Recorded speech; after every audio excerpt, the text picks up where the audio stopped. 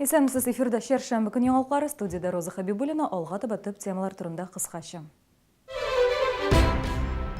Шәһәрдә грипп очраклары теркәлде. Йогышлаудан ничек сакланырга, быелгы гриппның үзенчәлекләре нәрсәдә?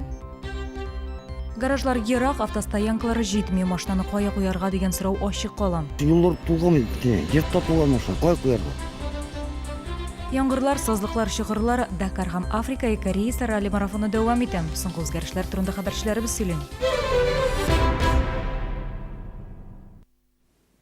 Бүген республиканың арбитраж суды Кама Фуклары банкын банкрот итеп таныды. Исегезгә төшерәм, Үзәк банк финанс учреждениесен 3 ноябрьдә лицензиядан мәхрүм итте. Кредит оешмасының капиталы кимегән. Декабрь азагында кертемнәрне иминиятләштерү агентлыгы Кама Фуклары банкы бүлекчәләрендә закон бозу очраклары булуын белдерде. Янәсе банкта физик затларның акчаларын документларда күрсәтмәгәннәр. Кертемчеләр үз акчаларын агентлык аша кайтара башлагач та барлык суммаларның түләнмәвенә зарланган. Мондый зарланучыларның саны 600-дән артык. Шәһәрдә Гонконг гриппы белән авыруның 21 очрагы теркәлде.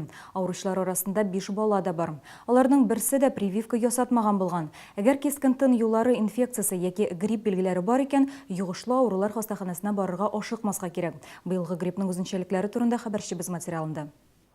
Йогышлы авырулар хастаханәсенә мөрәҗәгать итүчеләр саны кисәк арткан, шәһәрдәшләр стационарга юлламаларсыз килә. Мондыйларның саны 30%-ны тәшкил итә. Стационарда табиблар иң беренче чиратта каты авыруларны карый, барлык зарларны тыңлау күп вакыт таләп итә.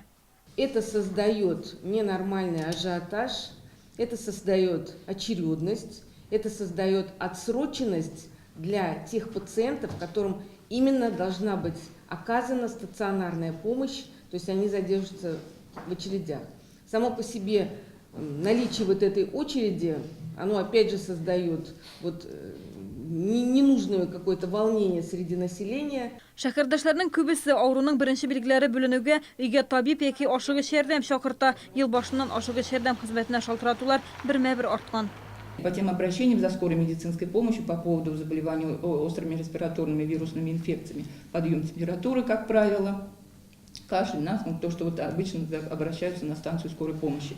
Надо сказать, что с тяжелыми формами, там, где действительно нуждаются в госпитализации или же, допустим, в каком-то специализированном лечении в стационарах, таких было, конечно, немного. Быелгы грипп узган елдагысыннан айрыла. Ул Гонконг гриппы H1N2 авыртулар үзен аз белдерә. Ел башыннан чалыда грипп белән 21 кеше авырган, 5 кеше инде дәваланган. Грипп аркасында медицина учреждениеларында карантин кертелгән. Балалар шифаханәләрендә сәламәт булганнарны кабул итмиләр. У нас запрещаются свидания с больными и обеспечивается строгое соблюдение санитарно-дезинфекционного режима, который связан именно на профилактику передачи воздушно-капельных инфекций в самих лечебных учреждениях. Ношение масок со сменой каждые 3-4 часа. Әгәр авыручылар саны арса, чалыда эпидемиягә каршы чаралар кулланылачак, хезмәт күрсәтүче персоналга битле киеп ирергә туры киләчәк. В лечебных учреждениях уже введен карантин. Дальше будет вводиться в детских образовательных учреждениях при превышении педпорога, в организациях социальной защиты, сферы обслуживания, торговли и транспорта. То есть будут выноситься соответствующие постановления. Авыру көчәймәсен һәм өзлегүләр булмасын өчен даруларны авыруның беренче 2 көнендә кулланырга кирәк. Профилактика максатында препаратлар куллану киңәш ителми. Организм өйрәнә, кирәге чыккач авыру белән көрәшә алмаска мөмкин. Гүзәл Шахапова, Сергей Вильданов, яңалыклар. Россияның сәламәтлек саклау министрлыгы кафе һәм рестораннарда кальян тартуны тулысынча тыярга тели. Түрәләр фикеренчә, бу табакка каршы дәүләт сәясәтен гамәлгә ашыруда ярдәм итәчәк. ТАСС мәгълүмат агентлыгы шулай ук төтенсез территориялар исемлегенә барлык йортлар, биналарны кертергә кирәк дип хәбәр итә. Кальянның сәламәтлек өчен зыянлы булуын раслап, министрлар ел сайын Россиядә тәмәке һәм кальян тартудан 400 мең кеше үлә ди. Ведомствода билгеләп үткәнчә, соңгы вакытта безнең илдә тәмәке көйрәтүчеләр саны 25%-га кимегән. Шәһәрдә югалган Азат Сөлеймановны эзләүләр дәвам итә. 34 яшьлек ир-ат 7 гыйнварда югала. Ул эпилепсия белән ширләгән булган. Соңгы вакытта приступлары еш кабатланган. Азатның үзе белән телефоны да, акчасы да, документлары да булмаган. Эзләүләрдә 200-дән артык волонтер катнаша. Тулырак Гүзәл Шахапова дәвам итә. Мондай листовкалар бүтін шәһәр буенча диярлек ябыштырылып чыккан. Аларны җирас аша чыгу юлларында, кибетләрдә, тукталышларда һәм машиналарда да очратырга мөмкин. Координаторлар фикеренчә, Азат Сөләймановның фотографиясе урнаштырылган мәгълүмат кәгазьләре һәр 50 метр саен булырга тиеш. Листовкаларны ябыштыру һәм тарату белән битараф булмаган шәһәрдәшләр шөгыльләнә. Берәүләр 100, ә кайберләре 1000 дәнә мәгълүмат кәгазе бастырып алып килә. Кемдер җилем, кемдер скотч, ә башкалары транспорт белән тәэмин итә. Көн саен төрле сәүдә үзәкләрендә махсус штаблары оештырыла. Помогаем, сколько можем, стараемся. Дай Бог, чтоб нашелся, все за него переживаем, уж как родной нам всем стал он уже. Соңгы мәгълүматларга караганда шаһидлар Асатның санэпидемстанция трамвай тукталышында төшүен күргән. Шуңа күрә эзләү эшләре нигездә Зәп бистәсендә оештырыла. Битараф булмаган шәһәрдәшләр яңа шәһәрнең күп кенә комплексларын йөреп чыккан инде. Хорошо было бы, чтобы люди сами посмотрели себя в подъездах, каждый у себя на этаже, по этажам там если пройдутся. Вообще, и если вдруг там у кого-то например, вот видеорегистраторы, кто-то был на первой дороге, например, 7 числа, там 7 по 8 кто-то был в районе Орловки, водителям просьба посмотреть свои видеорегистраторы. У некоторых людей на домах, частных секторах вот где-то есть. Моңа кадәр Азат Сөләймановның югалганы булмаган, аны һәрчак туганнары озата барган. Туганнары Азатны тизрәк табу мөһим ди, чөнки ир-ат эпилепсия белән авыраган, үзе белән дарулары булмаган. Аңа ярдәм кирәк буладыр, чөнки үзегез беләсез, эпилепсия бит инде ул шундый чир приступ булганнан соң да йокыга китәргә мөмкин. Хәзер бит салкын, төрле җирдә егылып менә, төрле җирдә башында бәргән мөмкин бит инде шулай итеп. Уннан соң торгач бәрү күпмедер вакыт аңламый бит, хәтерләмиләр алар нәрсә булганын үзләре белән. Шәһәрдәшләр эзләүдә нигездә эштән соң кич катнаша. Хәзер иртәнге яктыда кешеләрне җәлеп итү мөһим. Эзләү эшләрендә полиция да катнаша. Алар республиканың барлык районнарына ориентировкалар җибәргән. Хокук сакчылары мәгълүмат кәгазьләрен куптармауны сорый. Гүзәл Шәһәпова, Сергей Вильданов, яңалыклар. Машинаны кая куярга бу сорау шәһәрдәшләребез өчен баш ваткычка әйләнеп бара. Өй янында урын аз, гаражлар ерак, автостоянкалары җитми. 1 февральдән яңа шәһәрдә тагын бер машина кую урыны 16-нчы комплекстагы Нур автостоянкасы ябыла. Бу хакта бүген безгә берничә кеше шалтыратып әйтте. Безнең хәбәрчеләребез урынга барып, автомобиль хуҗаларының фикерен белешеп кайттылар. Нур стоянкасына машина куючылар аптырашта. 31 январга кадәр монда бер автомобильдә калырга тиеш түгел. Юллар туган, йортта туган машина, кая куярга? Гаражлар кыйммәтме? Кимет, конечно, безгә пенсионер кая шулай. Монда бирәҗәл иде. Монда уже машина китә башлаганнар. Менә тоже урын эзләп бирим. Нур 1 февральдән ябыла дигән белдерүне администрация шушы көннәрдә генә әлгән. А кайчан кисәттеләр ябыла дип? Менә бит язып куйдылар январьда дип. Давай перезвони мне где-то, наверное. Февральдә уже конкретно Или давай, ябыла я дип. сам тебе перезвоню, ладно? Акча җыймаска. Сөембикә проспектындагы Нур стоянкасы 15 ел тирәсе эшли. Ул 16-нчы, 14-нчы, 11-нчы, 41-нчы, 42-нчы, 43-нчы комплексларда яшәүчеләргә хезмәт күрсәтә. Мен, допустим, их районда вообще урын юк. Мындагы 500-дән артык машина, белмим алар кая китеп бетерләр. Юк урын. Стоянка ябылып безнең өчен бик начар инде.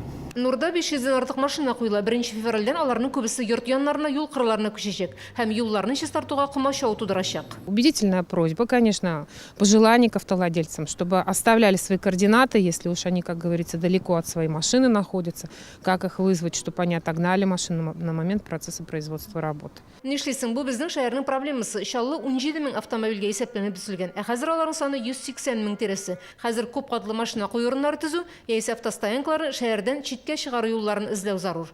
Рим Әхмәтова, Ленар Султанов, яңалыклар. Татарстанда ак барслар үрчетергә ниятлиләр. Бу быел республикада игълан ителгән экология һәм җәмәгать урыннары елының иң кызыклы проектларының берсе. Татар иле гербының символы булган бу хайван бездә әлегә 2 генә баш.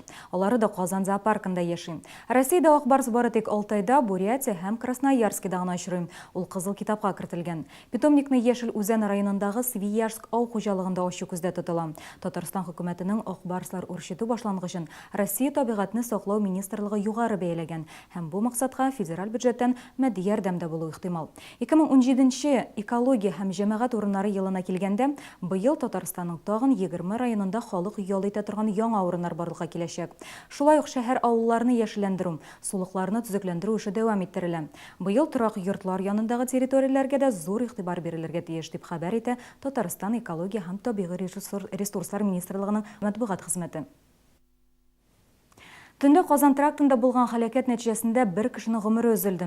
Nissan автомобилін ертуші истірік халде зор тезлікте yoқтырту бағанасына келіп бәрілі. Руль артында отырушы Ират та, оның янында отырушы Хотын да қорқынышсызлық қойышларын электірмеген болған. Хотыны ошығыш ердем қызметі келгенші вафат болам. Nissan хожасы түрлі тән жерехетлері алған. В результате ДТП пассажир автомобиля Nissan, женщина 1981 года рождения, от полученных травм скончалась до приезда скорой помощи. Водитель автомобиля получил травмы. Дакар һәм Африка эко-рейс ралли-марафоны дәвам итә. КамАЗ-Мастер командасы машиналары һәр этап сайын яхшырак нәтиҗәләр күрсәтә. Гомуми исәптә ниченче урында баралар? 8нче этаптан соң нинди үзгәрешләр барлыкка килде? Бу турыда хәбәрчеләребез репортажында. Хава шартлары начар булу сәбәпле Дакар ярышын оештыручылары узыш юлының бір өлешен кыскартырга хәл кылды. 8нче этапның кызу чаба торган өлеше якынча 170 чакрымны гына тәшкил итте. Айрат Мардиев өчен бу этап шактый сынаулы булды. Яңгыр күп яву сәбәпле юллар сазланган, шуларның берсенә безнең пилот та кирип батты. Антон Шибалов экипажы ярдәме белән генә сазлыктан чыга алдылар. Шуның аркасында шаллы узышчылары 2 сәгать вакытларын югалттылар. Калган узышчылар бу урынны тоткарлыксыз уза алды. На самом деле скорость такая высокая, что... Тизлекләр югары, каян нинди юлдан барасын, мизгел ичендә сайларга, аннары шуннан үтәргә кирәк. Ярышның бу өлеше безгә әллә ни авыр булмады. Җиңел бардык, машина әзрәк утырды, анысын сиздем мин, тик батып калырлык түгел иде ул. 8нче этапта Голландияле Renault командасы пилотчысы Мартин Ван Ден Бринк иң җитезе булды. Этапны икенче вакыт белән Ивека төркем әгъзасы Федерика Вилагра тамамлады. Иң төп вакыйга гомуми исәптә беренче урын иясе алышында. Голландия узышчысы Жерар де Рой тәгәрмәче тишелеп бу этапта нибары 5нче урында гына килә алды. Гомуми зачетта ул хәзер 3нче урында бара. Беренче урында Дмитрий Сотников экипажы. Бу этапта ул 4нче булып килсә дә, гомуми исәптә беренче урынга күтәрелә алды. Мы друг друга понимаем. Без Димы белән бер-беребезне ярты сүздән аңлыйбыз. Ефәк юлын бергә узган кешеләр бит без. Юлдагы үзгәрешләр турында мөмкин кадәр идетәрәк әйтеп барырга тырышам. Узышчылар финишка килеп биткәннән соң оештыручылар начар хәбәр җиткерде. Алдагы 9нчы этап булмаячак, чөнки җир шуышу аркасында юлның бер өлеше бузылган. 10нчы этап юлына ярышчылар алдан планлаштырылмаган юлдан барачаклар. Әлеге КамАЗ-Мастер командасы Африка эко-рейс ралли рейдында да яхшы нәтиҗәләр күрсәтә. Андрей Каргинов һәм Сергей Куприянов экипажлары 8нче этаптан соң гомуми зачетта 1нче һәм 2нче урында баралар. Төп финишка нибары 1000 чакрым ара кала. Соңгы этап 14 гыйнвар көнне Розовое озеро юлында узачак. Райнур Агламтинов, Константин Величко, яңалыклар. Бу сезгә җиткерәсе соңгы мәгълүмат иде, исән сау булыгыз.